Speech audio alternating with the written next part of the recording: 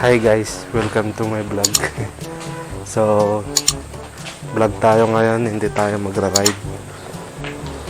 So today's video, no, walang ride na maganap ngayon.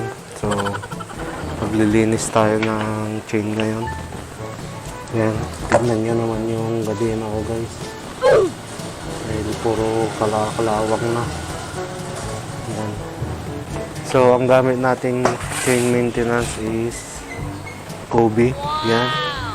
Hindi to sponsor guys ha. Yan. Pero pag i-sponsoran ako ni Kobe, baka naman. So, alam ko marami nang nakapanood nito. At yung iba hindi pa nakapanood. So, panoorin nyo tong video na to guys hanggang sa huli. Yan. So, ulitin ko, no. Hindi to sponsor. Yan. Binili ko yan sa Jawo Moto Shop. Yan. Nandun pa yung sticker ni Jawo dyan sa may bintana.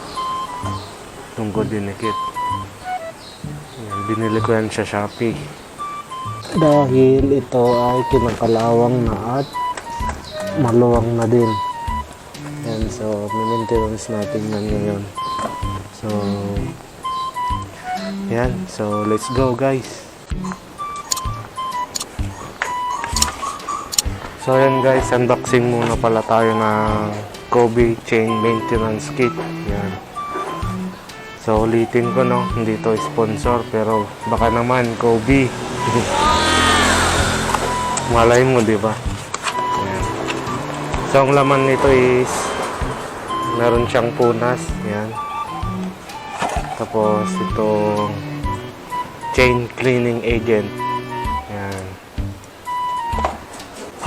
Siyempre, may brush na din siya para matanggal yung kalawang. At siyempre, itong chain lube niya. Yan. May kasama na rin siyang parang pinaka-straw niya. Yan. Hindi ko alam kung anong tawag yan. So, yan guys. Ito yung kabuuan na laman niya. Yan. So, yun guys. Tara, linis na tayo. Ayan, so start na tayo guys. So, dito muna tayo mag-start para mapakita natin yung diferensya chain cleaning agent. Ayan. Tatanggal talaga yung kalawang nyo. Tignan nyo siya guys. Ayan, no.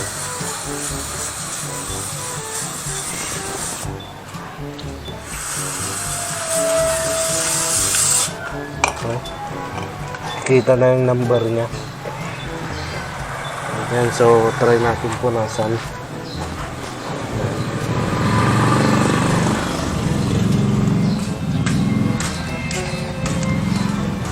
So yan, ito yung kalawang, ito yung na-sprayan ng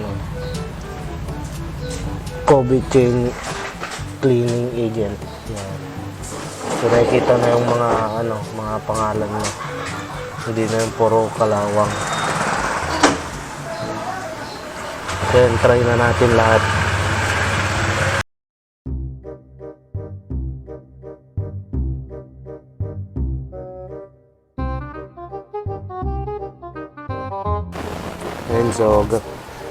So gamitin naman natin tong brush para tuluyan na mga hindi natanggal na sa spray. Itong brush lang tatanggal.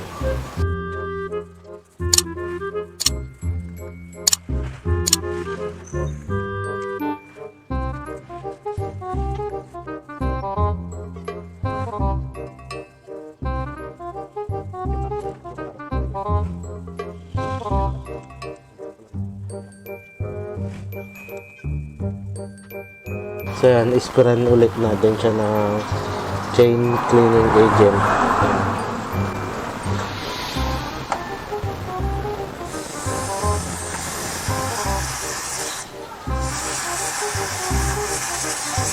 Kita niyo yung diferensya guys. Yan, kailangan matatanggal talaga yung kalawang.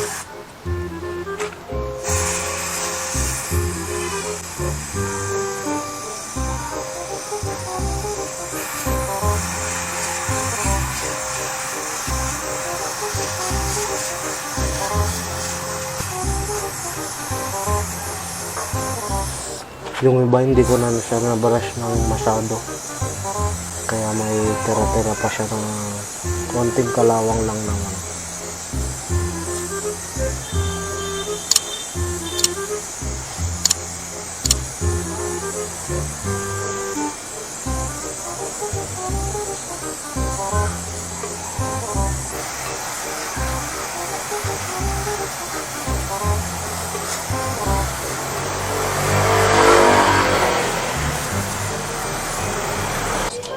Punasan na lang natin.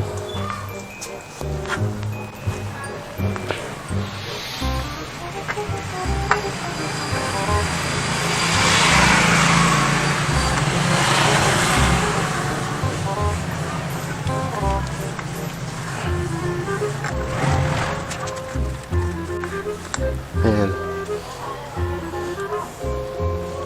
Tignan niyo yung diferensya kanina guys, tsaka yung ngayon. Ano, although hindi man natanggal yung mga ibang kalawang niya, at least ngayon ay medyo okay na.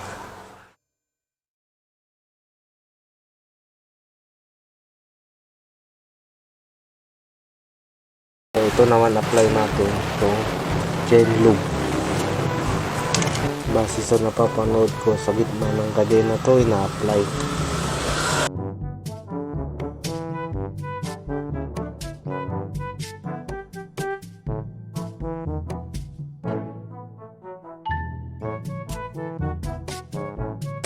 Ayan guys, so okay naman yung kinalabasan.